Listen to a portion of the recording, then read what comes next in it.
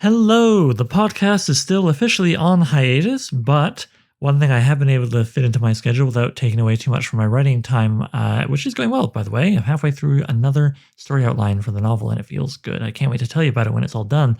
But yeah, one thing I've been able to fit in is once a month on the New Edge Sword Sorcery Discord, myself and a couple of others form a panel to discuss a contemporary sword and sorcery short story. My feeling is the classics get discussed a lot. The current stuff, not as much. And yet, the current stuff I feel deserves as much conversation as anything written in days past. So if you think you would enjoy hearing a group panel discussion of a story, please keep listening.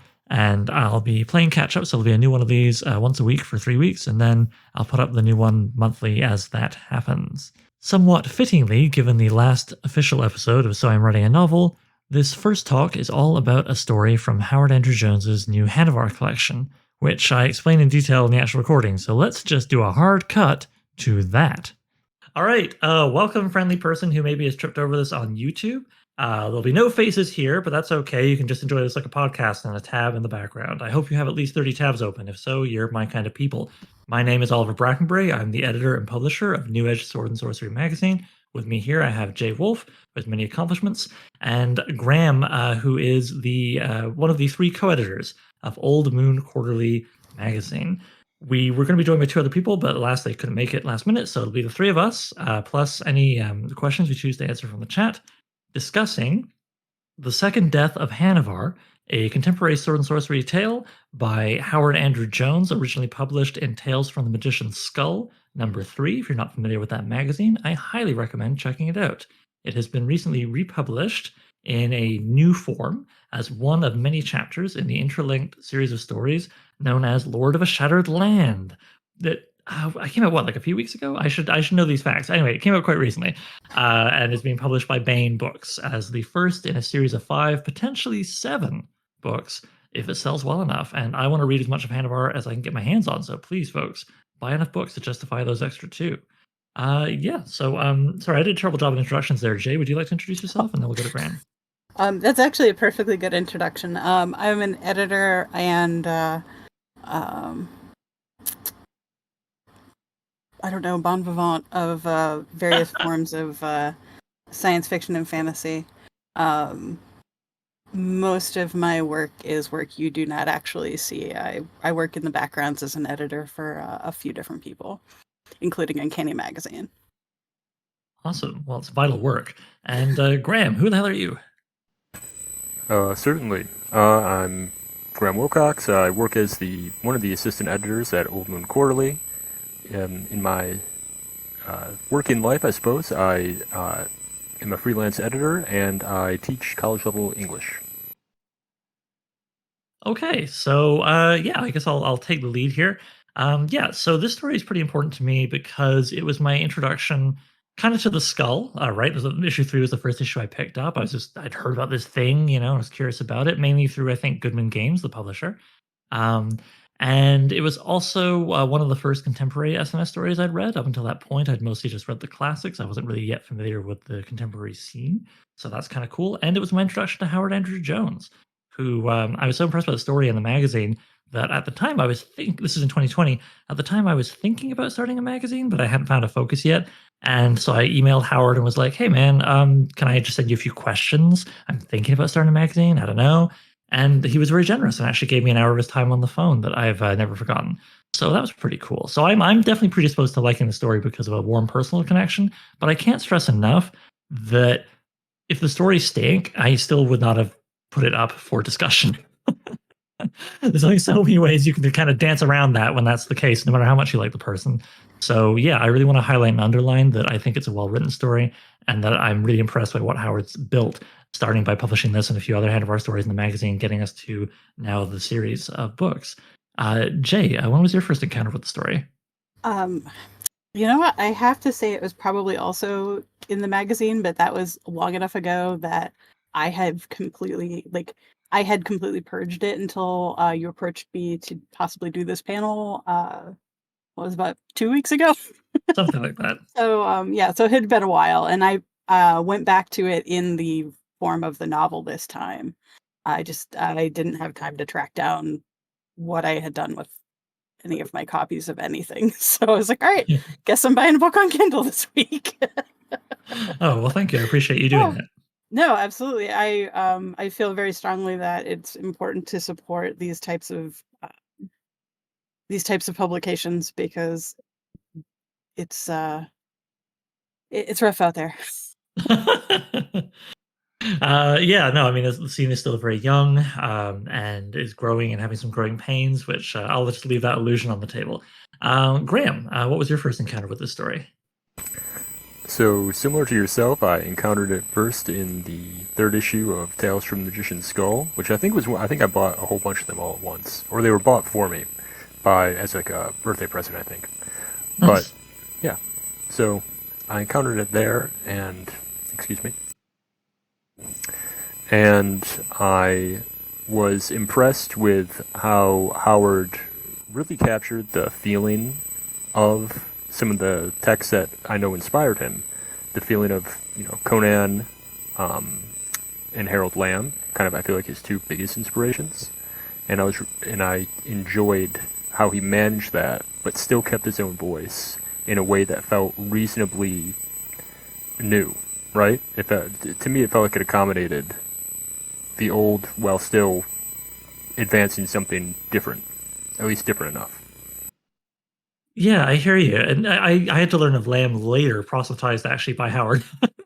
um, so it took me a little minute to figure out the influences there. But I mean, to Robert E. Howard, yeah, like so many people tilt at that windmill, and I think a big difference between the people who maybe make things that are less impressive and what Howard Andrew Jones has achieved is that I think Howard looks at technique, whereas a lot of people who just kind of like put the word "thews" in a bunch. Do you know what I mean? They look for like signifiers of Robert E. Howard rather than like what he's really doing. What do you guys think? Does that make sense to you?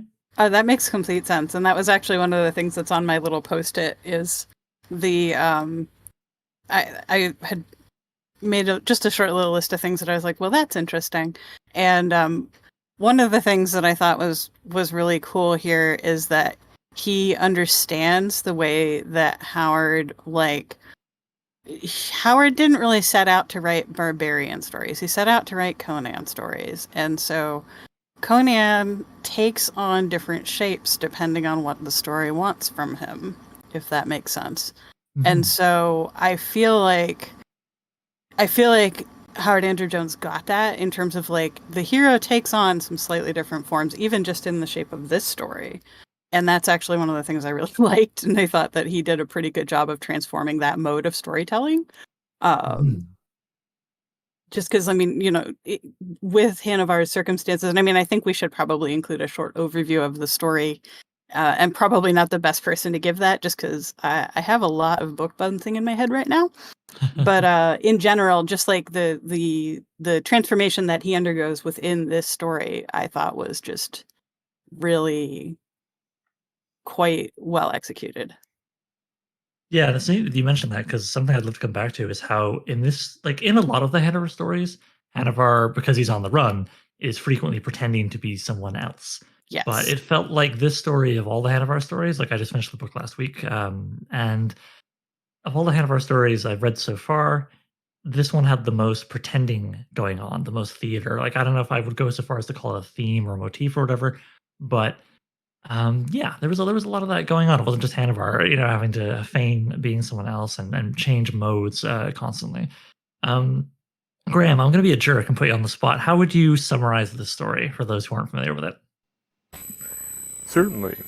So the story begins, I believe, with Hanuvar encountering a former, I believe, subordinate of his, Jerissa, who is now working as a gladiator in a Dervan, and the Dervans are kind of a Roman Empire sort of culture.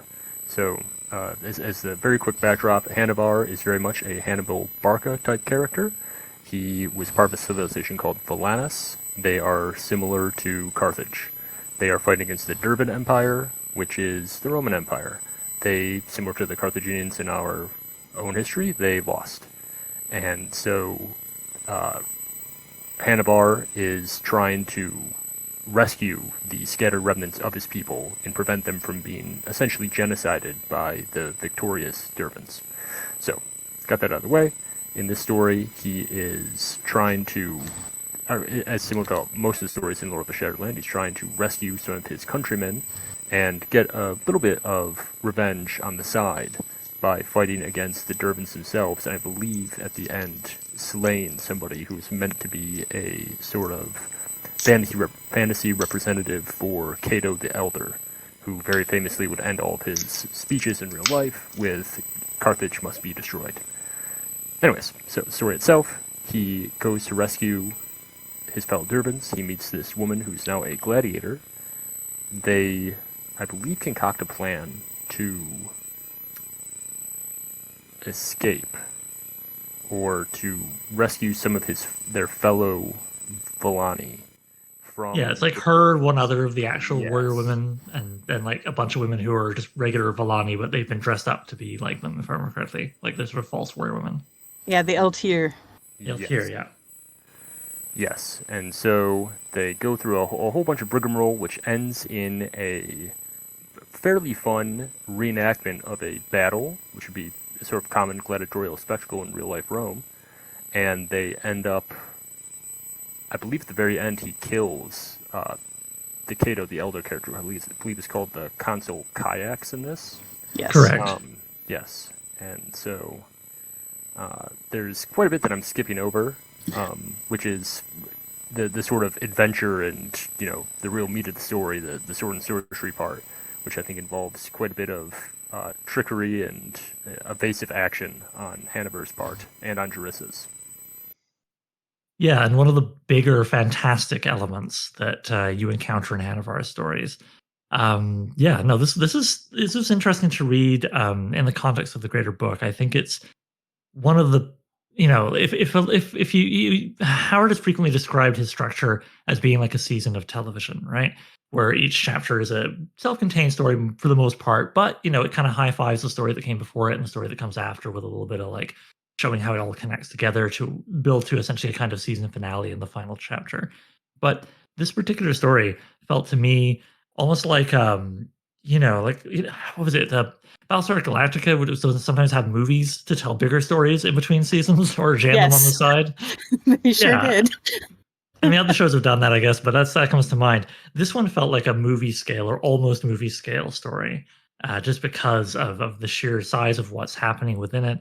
And I'm probably wrong, but it felt like one of the longer ones to me. Not like, you know, ooh, it dragged, don't get me wrong, but yeah, it was like 20 pages in the Skull, which is a 2-column magazine, 50 pages in the book. Yeah, I think it might have been one of the slightly longer ones, and that makes sense to me just because A, there's a lot of stuff that happens, and Yeah. B, you know, Howard said more than once that he finds 10 to 12,000 words, like more of like a novelette length, to be kind of a sweet spot for sword and sorcery.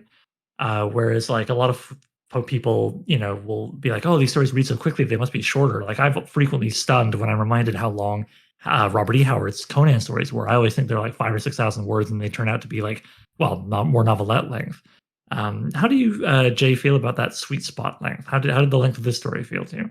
Oh, this felt just about right as far as that goes to me. I did not look to see what my word count was because when I was reading it this week, at least, I was reading it on Kindle from my phone most of the time. So the actual like page count was sort of their arbitrary distribution of where their page markers are.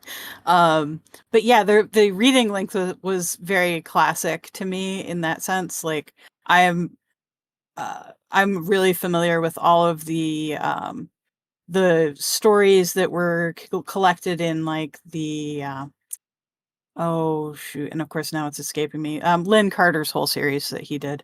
Um, the for the members of his goofy little saga guild. Most of those are novelette to novella length items, and so that's sort of like, to me, it's almost like the traditional length of sword and sorcery in some ways. It's not like the only length that can be done, but it has a certain amount of room that you can get more complicated things onto the page than you can with something that's a very strict short story length. Fair. And how do you feel about that, Graham? I agree. I think it was a great length.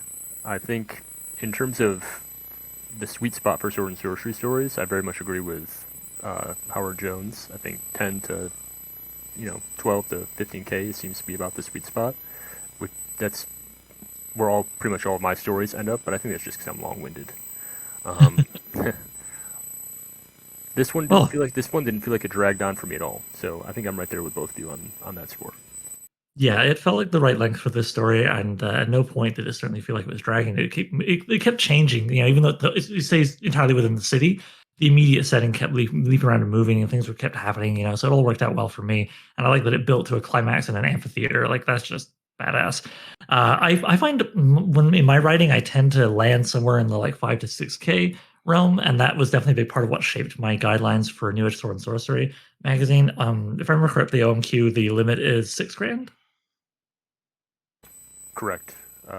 6K, which is Right. almost entirely a budgetary restriction on ours. I was gonna say, there's definitely a part of me that's like, man, if we had like money no object, how long would our stories be in our magazines, right? Like, it depends for sure. Being a person who's doing that kind of math right now, definitely thinking about it in terms of like, well, how many stories can you get on the page with that page rate? And it's you have to be very careful with balancing like the number of pages that you're going to engage people to read with the amount of money you're willing to pay them. So, but yeah, that's it. I would say that for this story in particular, I think like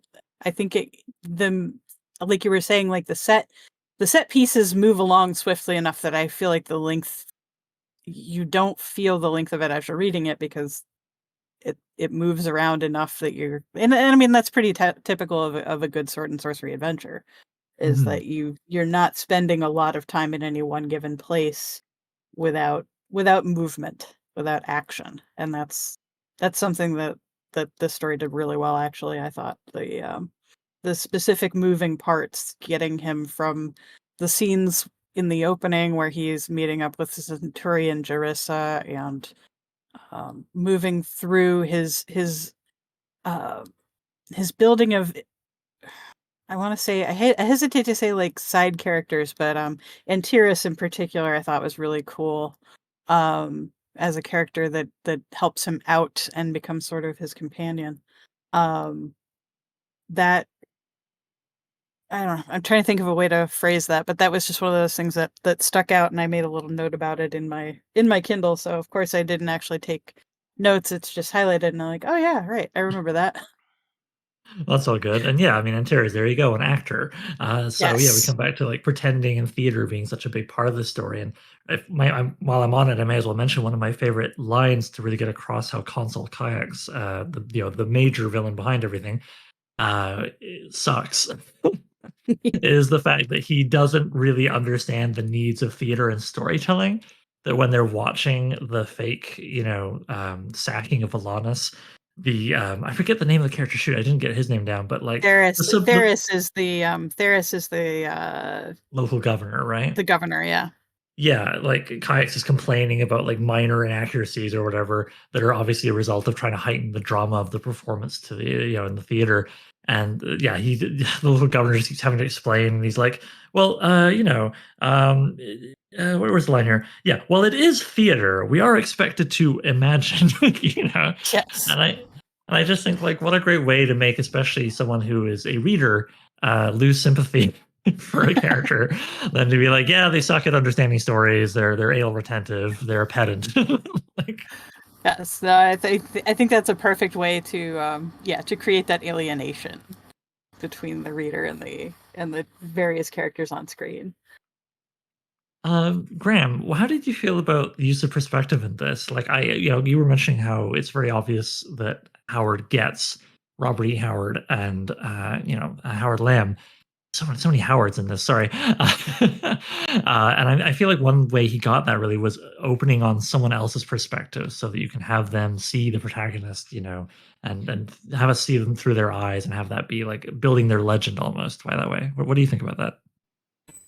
I think he does a great job using the perspective to give us a look at how the various people involved. I've spent a lot of time writing like white paper-esque stuff recently, so I want to call them stakeholders, but call them characters as they are. The various characters who are invested in Hanuvar's fate in this story, you get a really good picture of how they see him. You can see how Jerissa has a sort of awe for him, and even Kayaks has a sort of healthy respect, if not fear, for his old opponent. Yeah, there's like a reverence there that was really like noticeable. Yeah, it's one of the things that he starts nitpicking, I think, in the performance itself. He's saying, oh, he's playing Hanuvar like a fool. He wasn't a fool. He was one of the greatest foes our empire's ever had, or something along those lines. Yes. Yeah, I highlighted that line. Yeah. So I think that's a really good use of perspective to give us different looks at a character. And that's something that Robert E. Howard certainly used in his Conan stories. There's several stories where we get relatively little time with Conan as an actual point of view character, or I suppose more likely as a character who we are more closely following, since he does most of them in kind of like third person omni. And I think that that's a wise decision when you have a character that is as competent, I guess I would say, as Hanuvar or as Conan. It can be really hard to follow that character all the time, because then it just kind of becomes, oh, Hanuvar wins, Conan wins, that sort of thing. So yeah. This gives us a little bit of relief from the sort of the competence porn that can sometimes arise in these situations. Oh, that's a good point. I noticed. I agree with that completely in terms of like not wanting to hold too tight to that, because you do need to see what it looks like from the outside to be that character. Oh, sheesh. I'm sorry. I had a thought there and it has evaporated. So sorry. Well, that's okay. I'll add something, and maybe if you think of it, by all for means, jump in. I was just going to say that what's kind of neat about the story in particular, right? Like, the whole thing of Hanuvar is we're meeting him later in life. We're not meeting him young, just come down from the mountains, ready to be a thief kind of thing, like with Conan. And so it's not just that, he's very competent, but also he's been around long enough to build a legend. And it can be rough when you read a book or a short story sometimes, and all the characters like, oh my God, have you heard about this person? They're so badass. And you're like, all right, already, like, show me the person. But with Hanuvar, I don't know, man, it works. So maybe it's just a case of, doing it well versus doing it poorly. But also, I think with this story in particular, I really like that his legend, you're seeing it be interpreted in a variety of ways, including the buzzkill Consul Kayaks being like, well, it wasn't quite like that, actually. But then you also even get Hanuvar being like, well, this seems kind of nuts, like, popping up in the middle of it, performance of his own legend, So something about all that I found made it beyond palatable and brought it into very enjoyable, having a character where I'm being told over and over again, like, how great they are in between seeing them be great. And that was the thing. That was the thing. It was that the competence was believable, because we're not. You're seeing it, and you're seeing it through other people's eyes. So you're being able to look at it and see objectively, like, okay, so he's taking control of this particular situation, which you don't always get if you're spending all of that time tightly in the character's point of view. The competence isn't as interesting sometimes. And also, this actually brings me to something I want to discuss with you too. I really dig, like, well, what do you guys think it makes it so compelling when the opponents of a protagonist have respect for them, right? Like a character that only gets mentioned in this story, but it comes, spoiler, I guess, but it's not really a spoiler. He gets a story where he's important later in the book. Consul Cyprian, which is a name that Hanuvar lifts as part of his cover, where he's like, oh yes, I'm here on behalf of Consul Cyprian to buy these women and definitely not spirit them away to freedom. And Consul Cyprian is mentioned in the story as being, the one general who beat him. And he later gets a whole story based around him in the book, where Consul Cyprian is like the sort of the archetype that I really enjoy, with the equally competent opponent who he's on the other side, but if he wasn't, you get the impression him and the protagonist would be friends, And you get a mini version of that, I feel, in this story, not just the mention of Cyprian, but also when he gets ambushed, Hanuvar, at the opening to that tunnel system. And I've got his name here. the leader of the group who ambushed him of Dervin's soldiers. Come on, Oliver, where is it? It's like Optio something something. Shoot, well, it's not. Oh, the Septim Masir first Optar. I think I what I got here is the ambush leader. And he like offers Hanuvar. He's like, "Hey man, I'm here to kill you. That's happening, but I'll offer you some poison so you can have like a less shitty death, a more honorable death, a more death you've earned by merit of your prowess and so forth, rather than just like dumping you down a hole." Although, shoot, am I getting mixed up? Does he think he's Hanuvar, or does he think Hanuvar is his cover? you know what? I actually let me see. Graham, do you remember? I believe he thinks that Hanuvar is a Dervan legionary. Right, Yeah. right. Shoot, I think I just conflated things because I'm so like hot for Cyprian and think he's such a cool character, and I love that dynamic. Whoops. No worries. Well, even so. Shoot, yeah, Kevin's informing me in the chat like, yeah, that is correct. All right, well, I retract that statement, although I still think Cyprian is cool. The chapter that comes later is good, and I like the archetype where, whatever, hey, doop, doop, doop. I guess I just felt, sorry, I felt like I was having a Galaxy Brain moment with the whole thing of, like, the legend of Hanuvar and how important a role, it's a character almost unto itself, to use a trite phrasing, in this story and other stories of Hanuvar. It's always such a big deal. But it's handled so deftly that it's very enjoyable rather than some stories where you just feel like the narrator is tapping you on the shoulder, being like, this guy's badass over and over. Yeah, I mean, I think part of that too is also just that because we're being introduced to a middle-aged character who feels middle-aged, like you feel the weight of his life experience a lot more naturally than you do in a lot of these kind of stories. And I think it is partially just like some of it is that we are made to infer like, okay, well, if he's survived this many battles, obviously he's this kind of soldier. But it comes across in a way that has verisimilitude, which is not easy to achieve. And I've been trying to put my finger on like why it has that verisimilitude like all week, and I don't necessarily know that I can crack it, but I have a feeling it's just that the that thing about competency where you can be perfectly competent, but if you are in a situation where that competency doesn't help you, it has a tendency to be endearing. Mm. I got that from a conversation with one of my instructors at VP a number of years ago, and it was one of those things that kind of stuck with me. Is that when we seek out characters for what gets called competency porn, when we see a character that gets called competency porn instead of that they are like competent in their own right, usually what that means is that that competency does not feel earned in some way, and so I feel like Hanuvar's competency comes across as very well earned, if only because the scenes that we see him do these things, you get the impression he's done them before. You get the impression that this isn't the first time he's had to, break into maybe not a coliseum, but he's just like not the first time that he's had to break through enemy lines with a performance of a character. Yeah, or when when he's able to just like command people and they're like, oh, I don't know why I'm doing this, but okay, sure. And you're like, well, he was a general. Yes, exactly. Yeah, you get the impression that like he's taking leadership not like necessarily because he just is a leader. It just the leadership comes out of how he interacts with people, and sooner or later he kind of ends up voluntold into that position, if nothing else. How do you feel about that, Graham? Like, what do you feel is there that earns Hanuvar's competence? I think it's the sense, in a way, of Hanuvar's charisma and likability, which I think is something that a lot of, if we want to call them like Clonan characters, Yes. right? Hanuvar has a very sort of earnest and I think mature charisma to him. And we're shown that almost, we're never really told, oh, he's so charismatic, but we're really shown that people seem to like him, and he is genuinely kind and empathetic and nice to many people that he meets, tries to help them.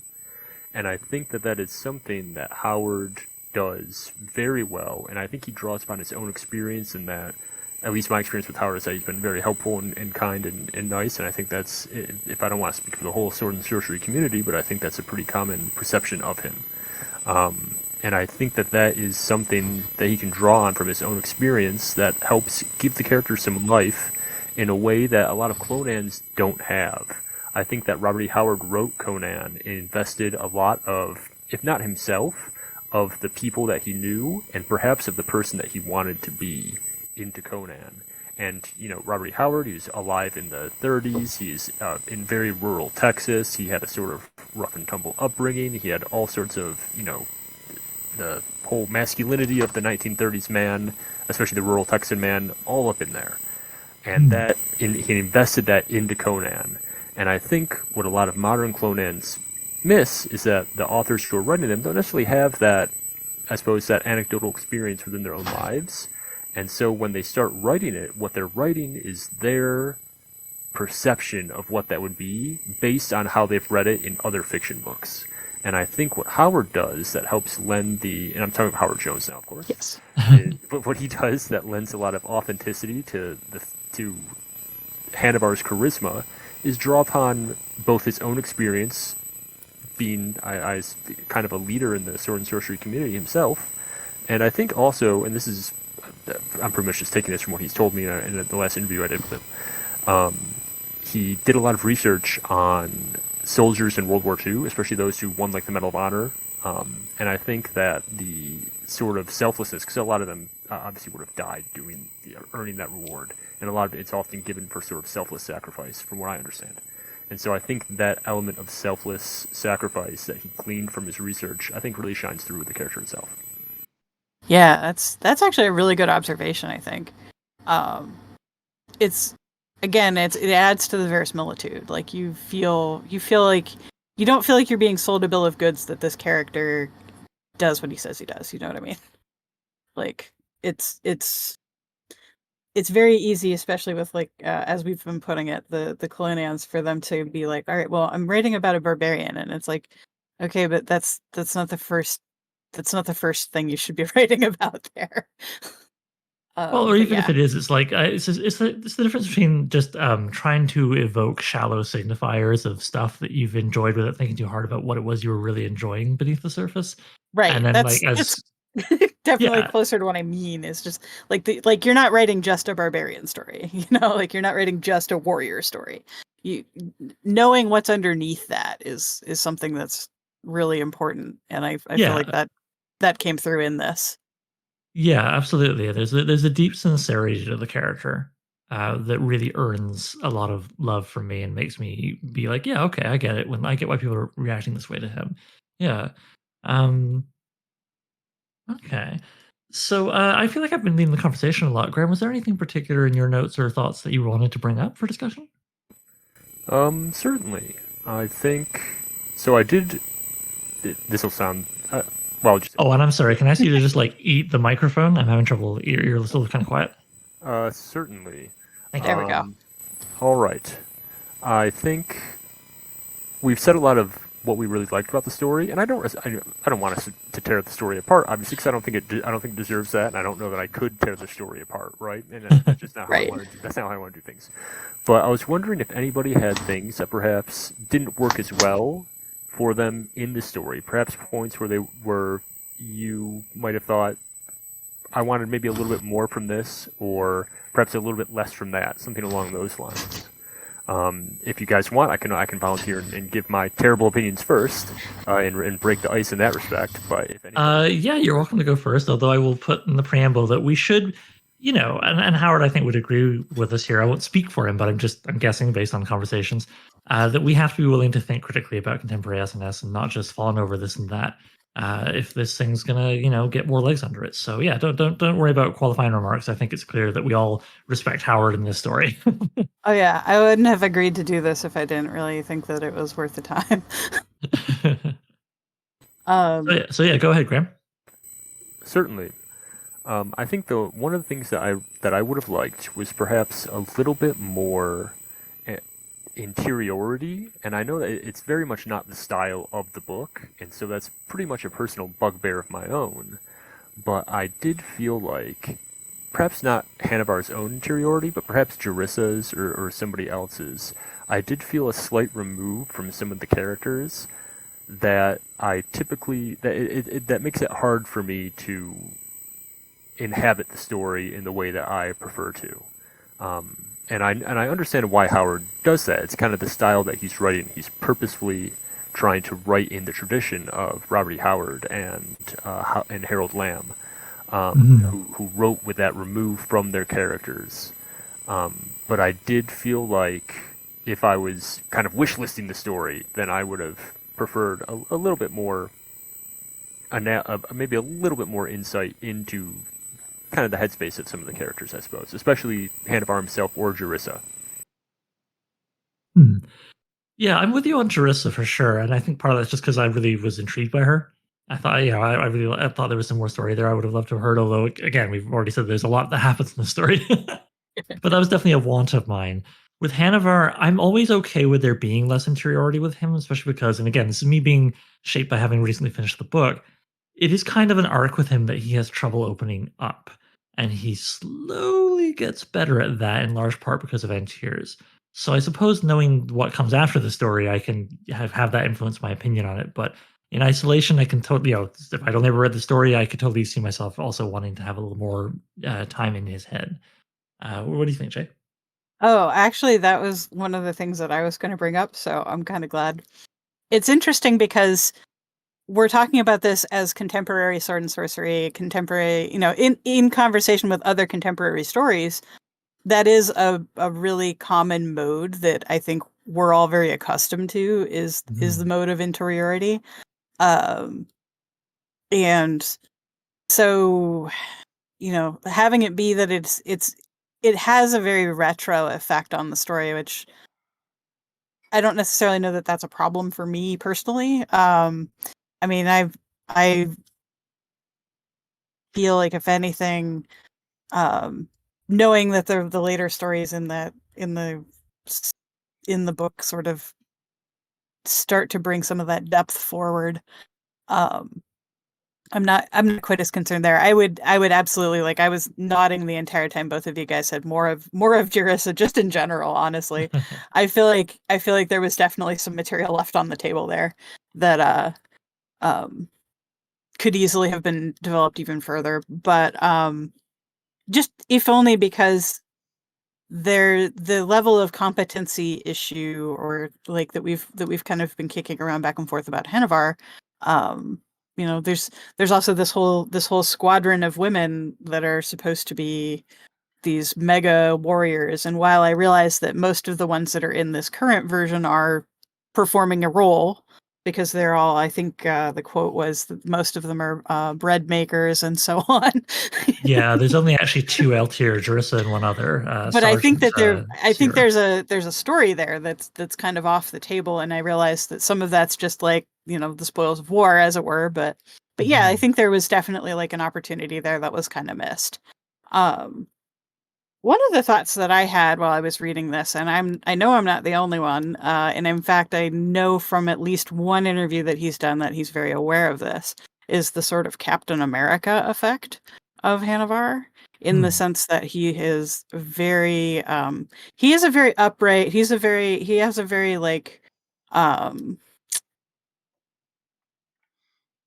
trying to think of the right word for it. Like there's a sort of like nationalist noblest thing going on with him, which is not a problem. I need to like highlight that, like, that's not actually a problem. It's a thing that just sort of happens with a character whose motivations are largely noble, and like the emphasis is on his desire to do the right thing. And I just thought it was sort of interesting because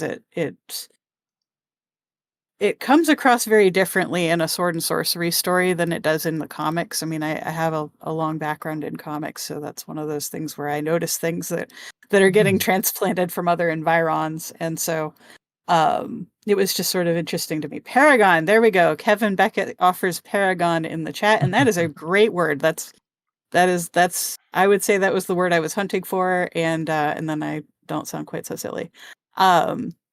But yeah, so that sort of paragon of virtue thing definitely again, I don't know that it was a problem, but it was something that I kind of felt like it was drummed into me several times without as many words Well, you know what's as I kind of was neat? reading. I think there's a parallel almost in a way to between the Paragon thing and the less interiority, more like retro classic, like heroes kind of at a remove almost. Oh, absolutely. Um, I don't think that those issues are. I think those issues are in conversation with each other for sure. yeah, yeah, and it's just this kind of funny thing where, in some ways the story can be almost a victim of its success in the sense that like we are so intrigued by the characters, we want to know more, and when we're not told Yes, more, we're like, God damn it! Like, this is it's a how. nice. Sorry, I meant to. That's okay. I was. All right. I was just going to say, like, this is how fanfic starts. Yeah, this is how fanfic starts. This is how you get like spin-off This is novellas, where you right, get for big fanfic. series, right? Like, Absolutely. I would totally read a Jarissa like novelette or novella just on the side. Like, what does she get up to after this story? Yeah. I mean, Right. we know she goes to New Balanis, but like, then what? We literally, she's literally on a boat waving goodbye, and we Yeah, never see her again in this novel, anyways, that I know yeah, of. yeah. No, and while a spoiler, you don't see her again, but that's not a big No. surprise given the arc of the book. Truly, But it's not a surprise. yeah, but even so, like, it's just one of those things, like, it can be a storytelling opportunity later, but, I guess I feel like okay, so with the Paragon thing, I feel like I'm ready to read about a Paragon Oh, because I'm very ready for it too. To be clear. yeah, I feel like, I'm 40, I came of age in sort of, very late '80s through '90s and early 2000s, and over that period was when there was a lot of come back to comic books, right? You think of The Dark Knight Oh yeah. Returns and Watchmen and all that stuff. It was when the sort of Paragon storytelling of the '70s was getting the air let out, and novelty was brought in by being like, "What if Batman was a grumpy old son of a bitch?" "What if, superheroes were fascist?" All those ideas which all had merit and were good to explore. And then we got, gritty, gritty, grim stuff in comics and eventually grim dark and so on and so forth, which sorry, Graham, I know it's an old axe. Like, not all grim dark is super grim. Oh, I was just gonna say, like, I'm a not all grimdark also.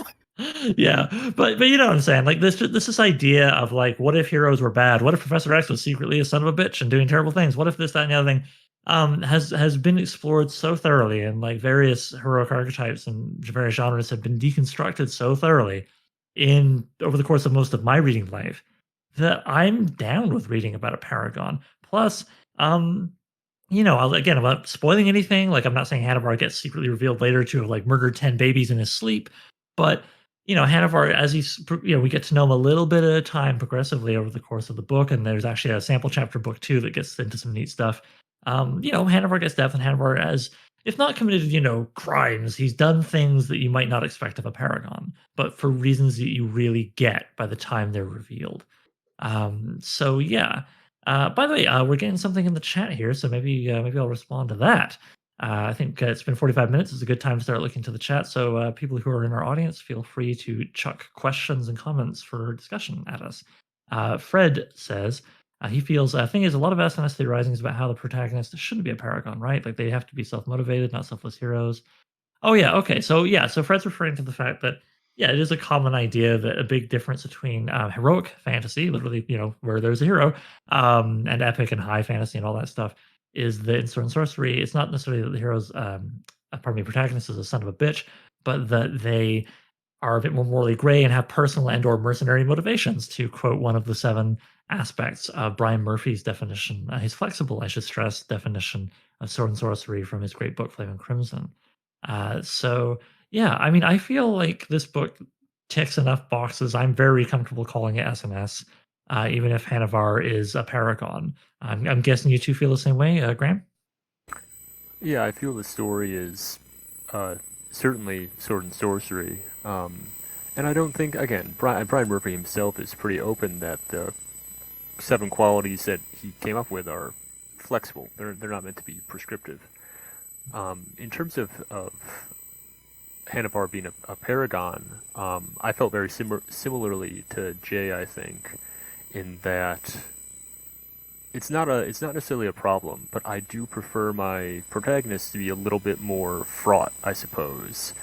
Like Oliver alluded to, I'm very much in a fan of grim dark, and I don't need every hero to be, like a Joe Abercrombie hero where they're secretly a, psycho murderer in addition to kind of being a loving family man on the side, right? It doesn't have to be that sort of thing. But I do like, if I had a choice between Kull and Conan, I do prefer the Kull stories because I feel like it heightens a little bit of the pathos for me and a little bit of the emotional payoff for the story when the ending is a little bit more dangerous for the hero, right? A Kull story will end with Kull kind of questioning the very nature of reality. He questions the nature of his perception. He thinks, is this, how real is is the life that I'm experiencing? That sort of thing. He has these deeper questions that shake him to his core, and his grip upon his kingdom is always kind of slipping out of his hand. Whereas a Conan story is he's less of a moral paragon, certainly, than Hanuvar is. He's pretty much an archetypal mercenary and can be, surprisingly immoral at times by many of our standards. Mm-hmm. But his stories are very triumphal in the sense that it usually end with Conan winning something, right? Or triumphing over somebody. And I think the Hanuvar stories are often pretty similar in the sense that Hanuvar is both a paragon of virtue in a sort of patriotic sense, but he's also a paragon. It's very patriotic. Yes. Which I think, and I think the patriotism, I think it's easier to swallow for a lot of modern audiences who might be turned off by patriotism because he is coming from,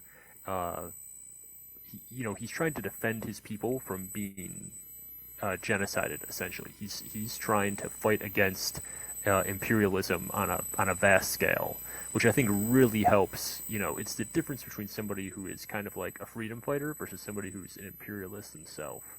And I think coming from the perspective of somebody, I'm American, so I live in a country that's probably more similar to the Dervan Empire in a lot of ways than it would be similar to Volanus in terms of like its cultural hegemony most of the world.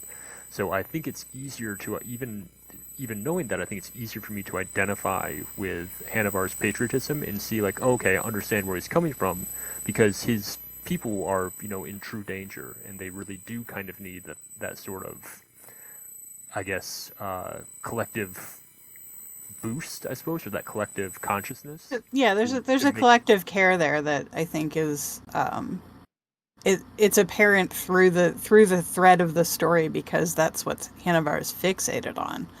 At the end of the day, he's fixated on liberating his people, and it's intriguing as far as like it's one of those things that I have. It's sort of a double-edged sword for me as a queer person in the United States is that there is a cultural hegemony of people who think they are really needing to be liberated and they're already the dominant culture.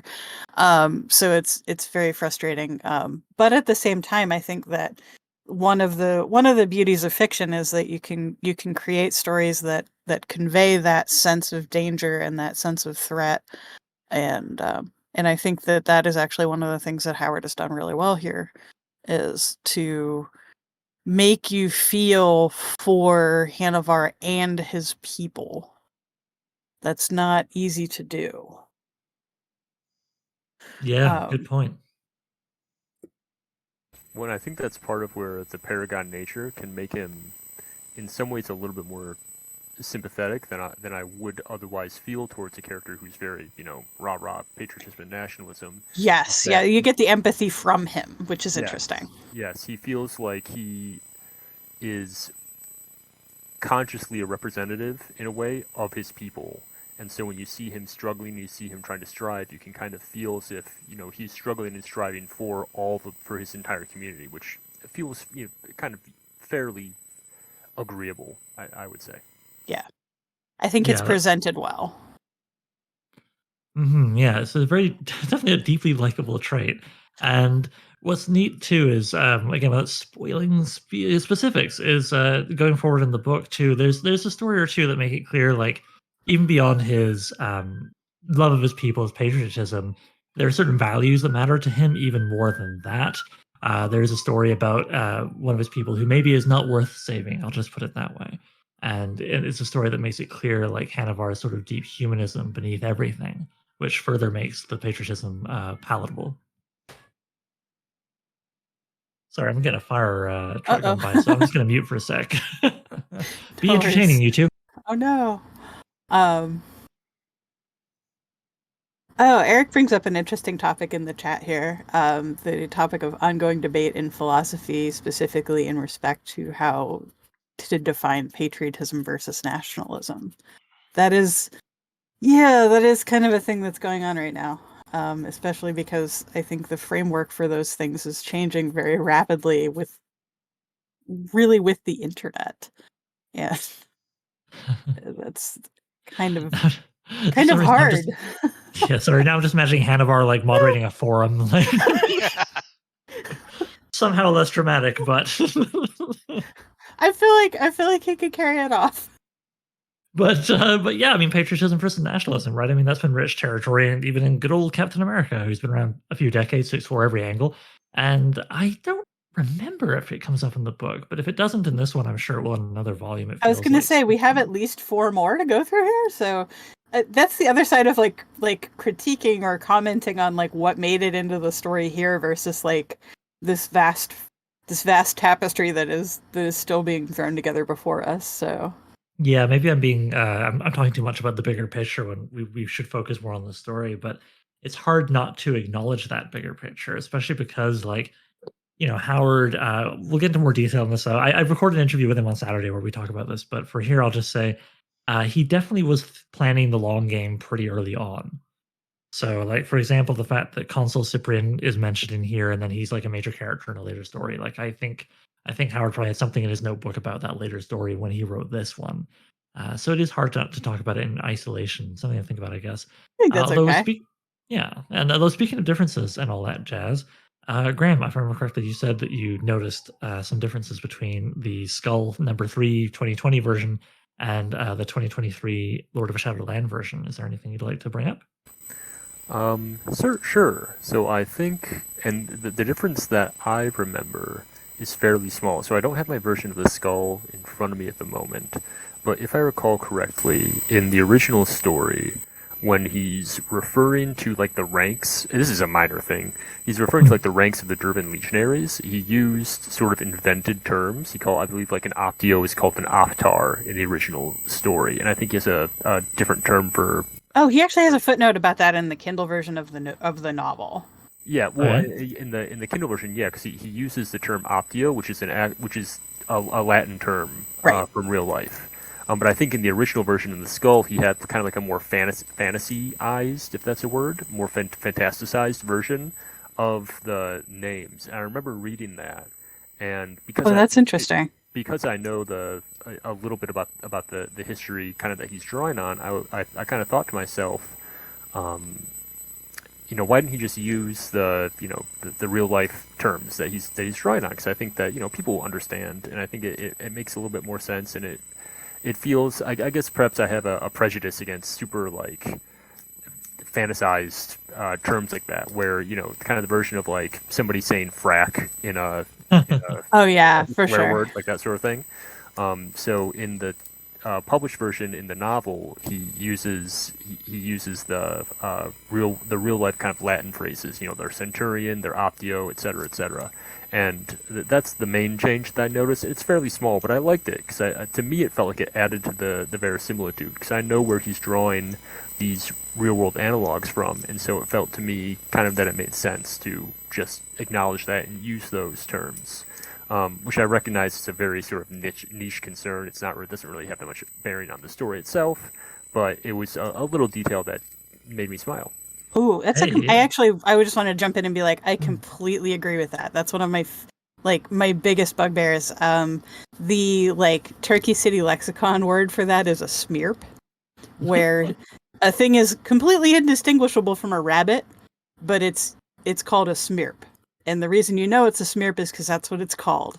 And it's a bad habit to get into as a writer, in my personal opinion, because it tends to create confusion where there is none. And basically, when you're writing short fiction, especially, like, so if you're trying to write for anything really under novel length, I would say even for novellas and things like that, you want to kind of avoid the hyper invented language unless it's thematically resonant for the thing you're doing.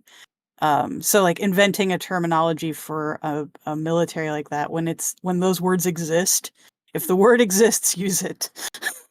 Especially for something complicated that someone might have to Google.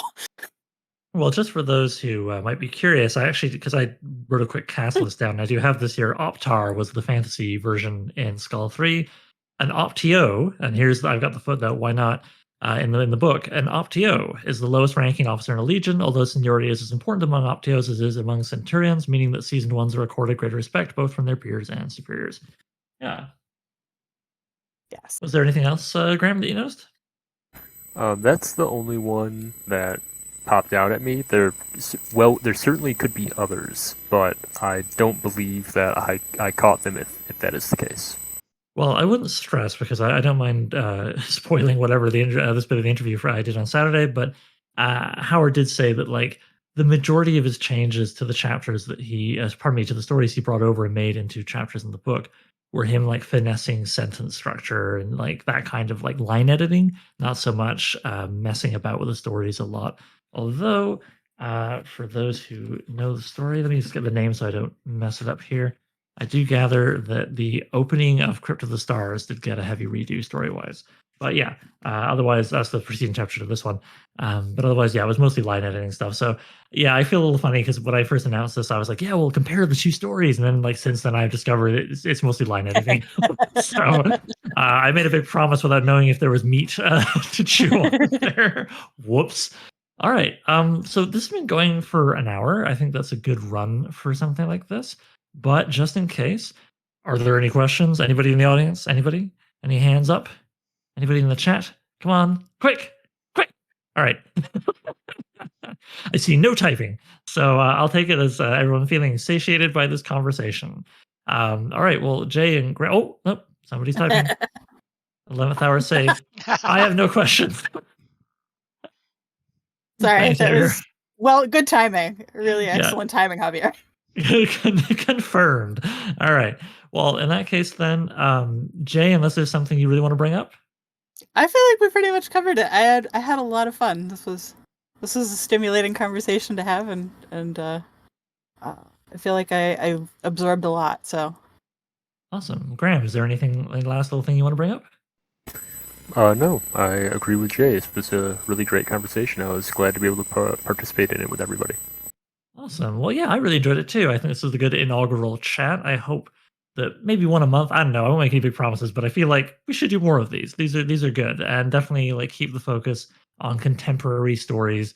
Whether it's contemporary means this year or in the last 10. But yeah, definitely like let's talk about some new SNS because I think it's fair to say all three of us could chew over Liber or Howard or Moorcock's earlier works all day long, but that's gotten a lot of column inches in the sword and sorcery scene, and I think I'm excited more to talk about contemporary stuff. So yeah, all right. Well, thank you to everybody who has attended this. Thank you if you are watching or listening to this in the future. Share the YouTube link around. That'd be really cool. We'd love it if this became a popular dealie. And particularly if you're an editor of a magazine, but you don't have to be. If you're listening to this and thinking, "Oh, I've got opinions about sword and sorcery. I'd like to get in on this," then I'm pretty easy to find. Prod me with a stick somewhere online, and maybe we can get you on the panel for whatever the next one's going to be. I think I mentioned, gosh, I don't have the title handy, but Stephen Graham Jones's story in Swords in the Shadows, Cullen Bunn's anthology that came out this year, as a potential candidate for discussion. And yeah, I think I'm gonna call it just this once. I'm just gonna say, yeah, that will be the next one. Whenever it takes place, I don't know. If you're hearing this on YouTube wondering, well, how do I know when this takes place? Well, we'll join the Nest Discord, which I guess we'll put a link to in the description. Yep. But yeah, I think I'm going to call it. We'll go with Stephen Graham Jones's story from Sword in the Shadows. So if you want to be up on what we're discussing next time, that would be the story to find and read. It is available in EPUB, etc. formats for not too dear a price currently. So yep. All right. Thanks again to Graham and Jay for taking part in this. I really appreciate you guys. And thank you to those who were here funning about in the chat and letting us know how many questions they don't have.